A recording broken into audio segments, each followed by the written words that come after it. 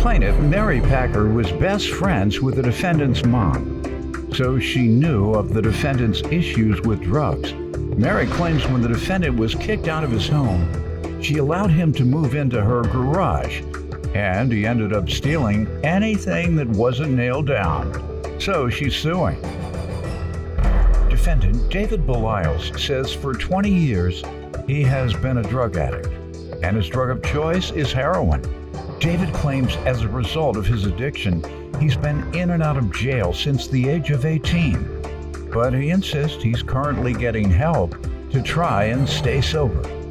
Start with you. His parents have been my neighbors for 11 years, so I've gotten to know over the years about David, his drug use, his jail time, his theft, his overdoses. How many overdoses? I don't know, more than one, that he's had to been revived with Narcan. And he's stolen from his family, burned his bridges with them, and unfortunately he burned his last bridge and they asked him to leave.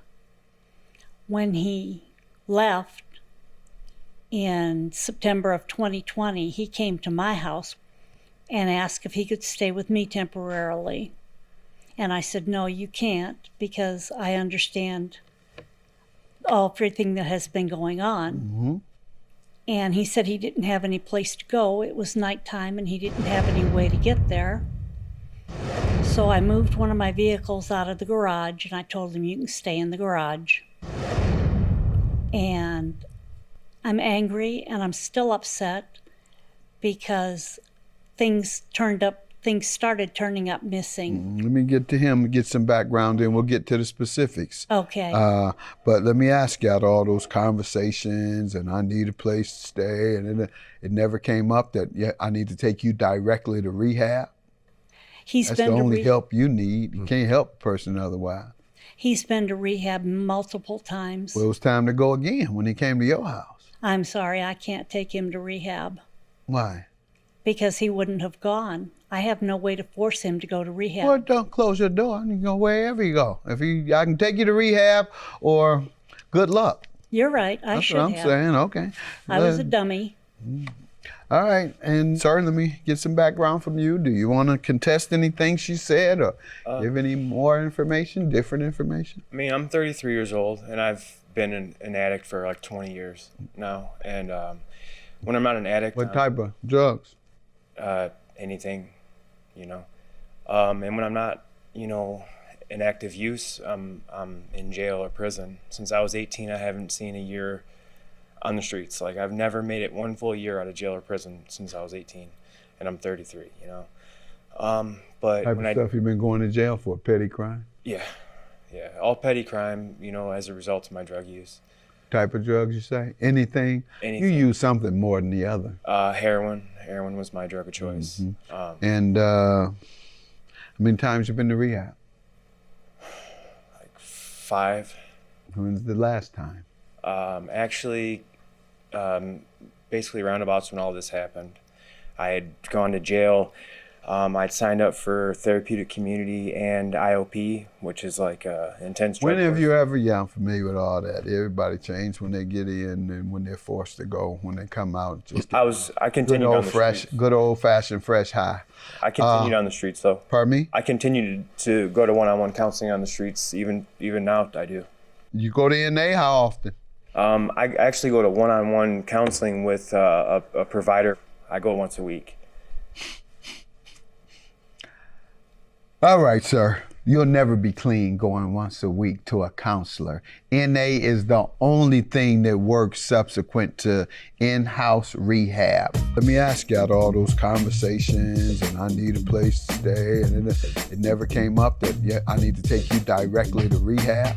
He's been to rehab multiple times. Well, it was time to go again when he came to your house. I have no way to force him to go to rehab. Well, don't close your door. You can go wherever you go. I can take you to rehab, or good luck. You're right. I should have. That's what I'm saying. Okay. I was a dummy. Defendant David Belials is being sued by his neighbor, who claims she allowed David to stay in her garage, but he ended up robbing her to support his drug addiction. They've told you got to go to NA to make it. Haven't you been told that? Yeah.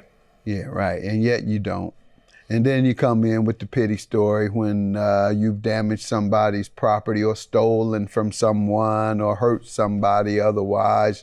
You come in with, I'm an addict. See, you feel sorry for me. I did all that because I'm an addict. Yeah, I do. When you do your best, I will feel some compassion for you. But if you don't care about yourself and you don't do your best, ain't nobody caring about that. At least I'm not. Do your best, then I'll care. You don't go to NA on heroin? Who thinks they can overcome heroin going somewhere once a week to talk to somebody for an hour? Never heard of it in my life.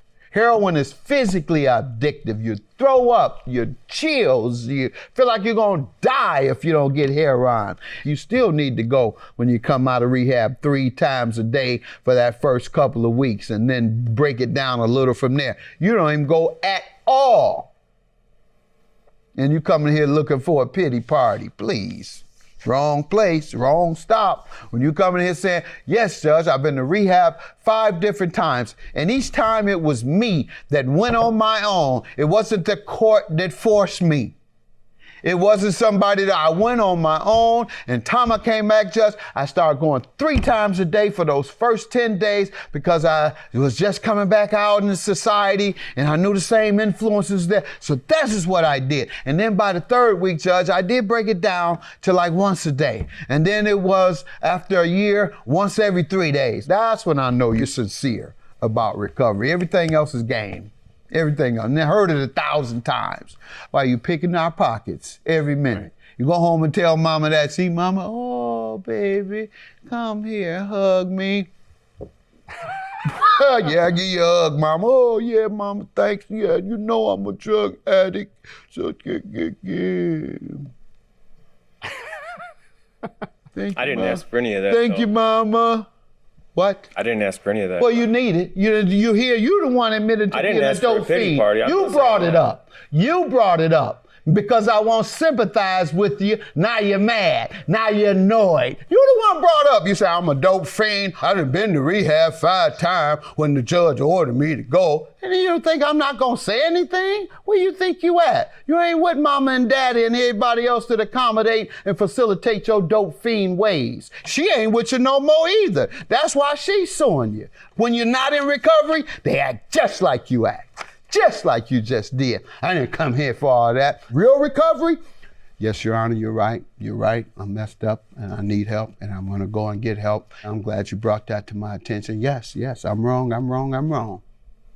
Tell me about this $2,000, ma'am, that he owes you of your stolen property. My husband and I had a trucking company, so we had a lot of tools. And I discovered the tools missing. I discovered some tools missing from my toolbox, which were household tools.